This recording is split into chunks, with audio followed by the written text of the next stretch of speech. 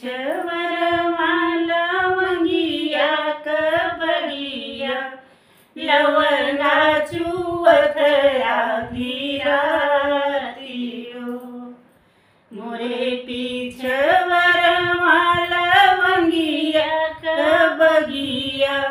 लवंगा चुवथया धीरातियो लवंगा कटाई बाबा पलंगा सलाये बीच बीच पाट नवाइयो लवंगा कटाई बाबा पलंगा सलाये बीच बीच पाट नवाइयो आधे पलंगे सोवती दुल्हे कवने रामा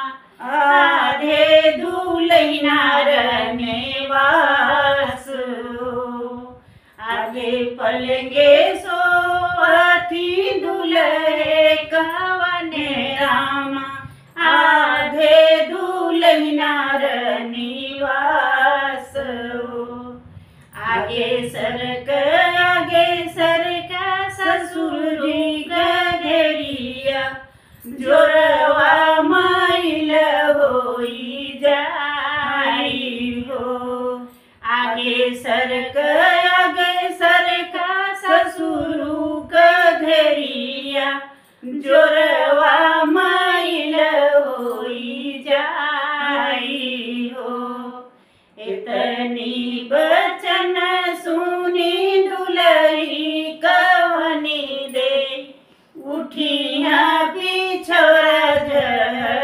जराई हो इतनी बचन सुनी दुलही कवनी दे उठिया पिछोरा जराई हो अब सुख सोव ससुर जी के पुतवा हम उठी नहीं हर जाव हो अब सुख सोव ससुर जी के पुतवा हम उठी नहीं हर जाव होत बिहान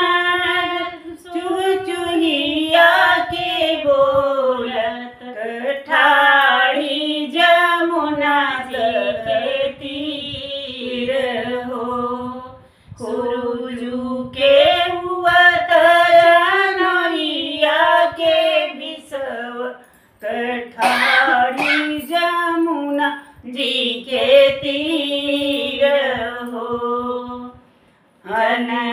अननानवरी लईयाव केवटा भैया हम के उतार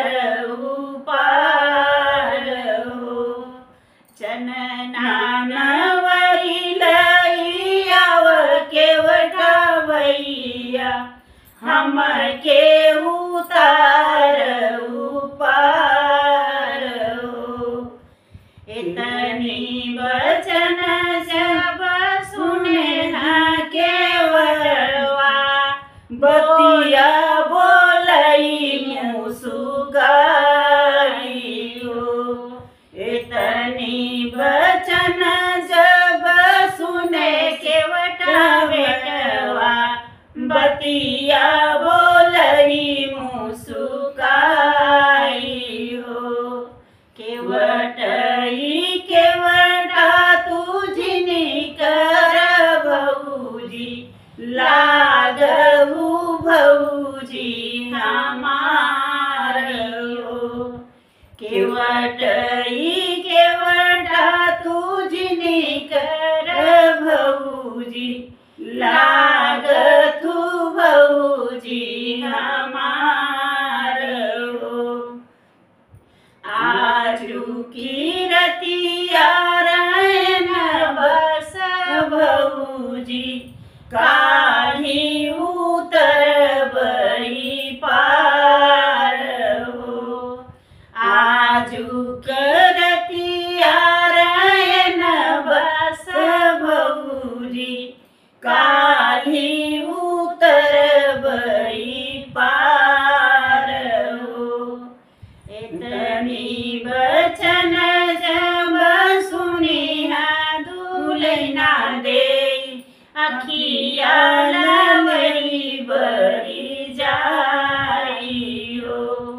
इतनी बचन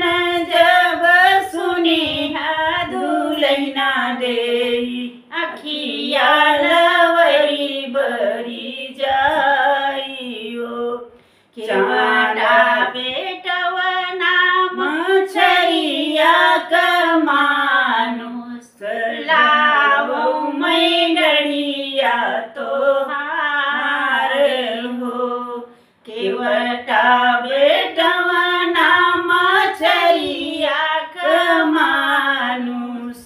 लावो मैंडड़िया तोहारी हो चांद सूरज यस सोवत पियवा छोड़े एक बचन एक बोल हो चांद सूरज यस सोवत पियवा छोड़े एक बचन एक बोल हो धैली लवंगा उतरी गई परवा केवटा रहे समोह बारियो धैली लवंगा उतरी गई परवा केवटा रहे मोह बारियो। जय श्री राम। आप लोगों को जैसा लगेगा कमेंट करके हम लोगों को आगे बढ़ाइए।